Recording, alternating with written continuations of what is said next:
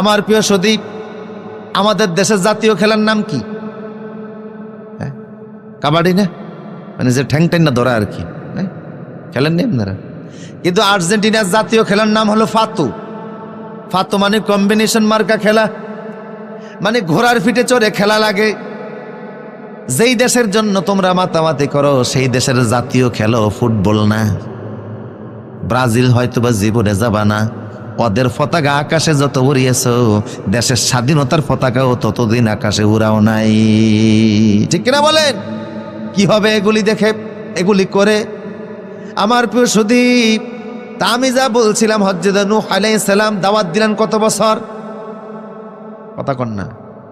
যখনই দাওয়াত দিতেন ওরা কানে কি দিত?